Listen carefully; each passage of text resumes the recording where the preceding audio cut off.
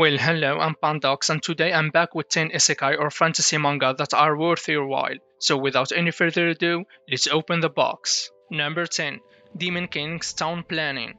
The story begins with a young man who wakes up suddenly to only be attacked by a monster under the command of a beauty. He instinctively creates a handgun and kills the monster with it, and that's how the beauty tells him that he has passed the test to be a new demon lord and that his ability is creation. There are many demon kings in this world, and each one of them builds their own dungeon to attract humans to feed on their emotions and the power of life. The main character creates some demon girls with his power and engages in a war between new demon lords. He also does his job as a demon lord, which is built in a dungeon. But interestingly, he decides to design his dungeon like a city that humans can live in. The fights are somewhat good, but the characters feel flat and lifeless. The art style is good, while the world building is what you'd expect from a typical isekai manga. Although the story isn't so appealing, it is a fun read overall, but I'd recommend enjoying it for its good art and creative combat. Otherwise, continue the video and see if there is something else that would fit for your taste.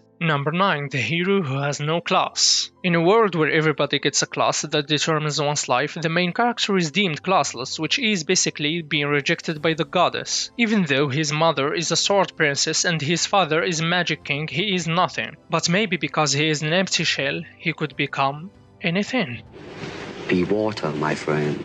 He strives day and night and uses his weakness in his favor. He tries to imitate others' skills and trains for years before he sees some fruitful results. While others are strictly restricted by their own classes and skills, the main character is free of such shackles. If he wants to learn magic, he can, even though it's insanely hard, and if he wants to learn swordplay, he can master it after putting in the effort. The characters are not that deep, but are fun to read nonetheless. The story goes smoothly and the art style is decent. The fights are somewhat satisfying, and the strange openness of the main character and how he surprises others are both good. Try it if you're looking for a calm main character who starts weak and becomes OP. Number 8. Magic Gems Gourmet. The main character is reincarnated in a fantasy world with a toxic decomposition skill that is not that useful, since he suffers from painful headaches even after purifying just some dirt. He decides to give up using this ability and focus on the sword, but he is far behind his half-brother, who is favored by his father greatly, since his half-brother has a Holy Knight skill. One day he goes shopping with his gentle mother and licks a magic stone because it smelled sweet, and on the next day he gets surprised that his abilities have been upgraded for some reason. Later on, he realizes that he can detoxify magic stones and harness their power and energy for himself. One day, his mother brings up something about going back to their homeland. He gets confused just to be more puzzled when a great ship comes for his mother. He soon comes to know that his mother is actually the princess of a great kingdom, which is more advanced in every aspect than the kingdom he is in. The story is decent and the fights are fun. The characters have some depth and their interactions are enjoyable. Also, the art style is gorgeous, so try it out for yourself. Number 7. Splendid Sword is still the strongest. As most of the isekai manga out there, the main character gets assassinated by Traken and meets a god, just to be surprised that he died because of that god's mistake. The setup is as cliché as it is to be expected, but the main character in this story straightforwardly and shamelessly wishes to be the strongest in the world. His wish is granted, but not that easily. That god sends him to a sage to be trained until he becomes the strongest like he wants, and that's how his arduous days of repetitively doing the same training begin. After 500 years have passed, he acquires some basic sage skills, and one day he and his master save a baby from death, and then the main character is requested by his master to look after the baby and raise her as a part of the training. So he takes the baby and goes to the human world to act as a father for the child. He soon meets a noble lady who offers him a job which he agrees to because it would benefit his daughter. The main character is simple-minded but not dumb. He gets involved in politics and fights other heroes who came from his world and took another side. He proves every time that he is the strongest, even though he is still only a beginner sage. The world building is good and the art style is decent, so give it a try and you will probably like it.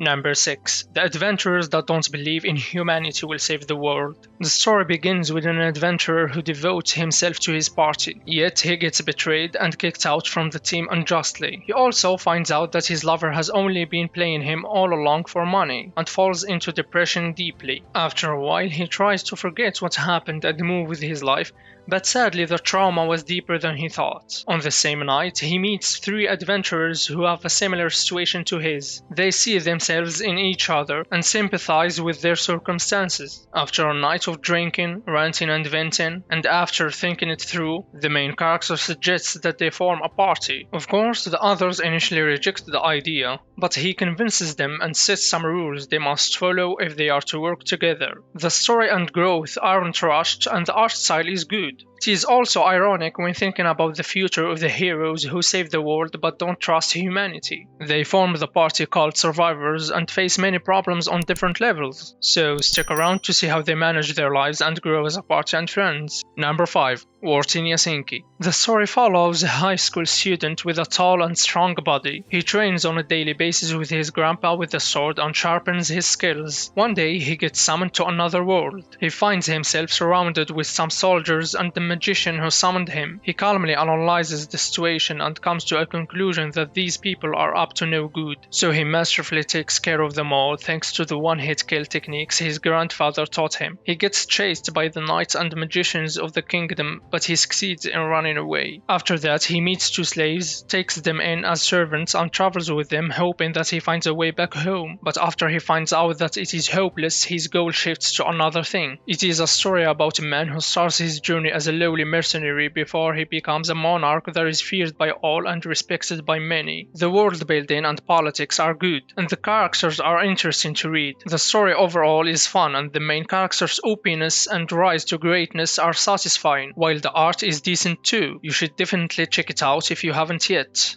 Number 4. Karate Baka in Different World. The story begins with a girl in the middle of the street, her life threatened because of Trucken, and the main character who walks there not only to save the girl but also to challenge Trucken with the power of karate. He really does critical damage to Trucken, but the latter is much stronger. He dies as expected, to only wake up in front of a goddess who suggests that he gets reincarnated in a different world with granted abilities. He agrees to the second chance in life, but not to the abilities because he's a maniac who's so obsessed with karate. He then gets transported to the new world, and the first thing he encounters is a princess being attacked by a humongous minotaur. He pridefully takes his karate pose and lands a punch on the monster, finishing it off like it's not a big deal. There are other transmigrators like him in this world, and they are feared because of their immense power, which makes people not accept him easily, just like how humans look down on demi-humans in this world. Although the main character seems to be an idiot, he is someone who actually analyzes and thinks beforehand, but not in all situations of course, so he still has room for improvement. The art style is nice and the world building is acceptable.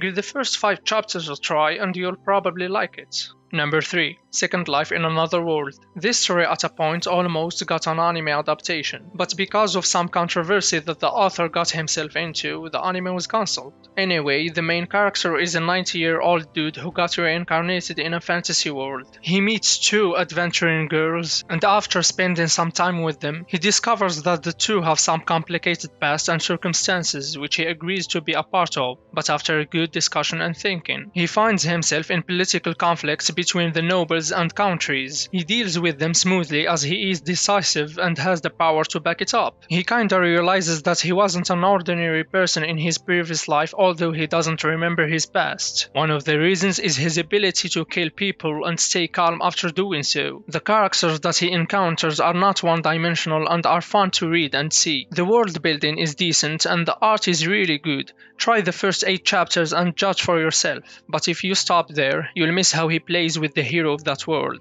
Number 2. Ride on King. At least if you're gonna cliche your way through this, do it with style. This is a story about a president of a country on earth who loves riding things. After he's ridden whatever can be ridden literally and figuratively, boredom got into him. One day, Trucken aims for him, but he performs some judo on it and wins. Sadly, his glorious victory doesn't last for so long since his own statue falls on his head because of the impact. He wakes up in a dark place, and when he leaves it, the first thing he sees is 2 girls fighting a huge flying monster. So he saves them by landing a majestic flying kick on the monster. After he tastes riding that monster for moments, he feels the pleasure he's been missing. And now there's a whole fantasy world full of strange and new creatures that he can ride, and maybe we can even see him riding some girl.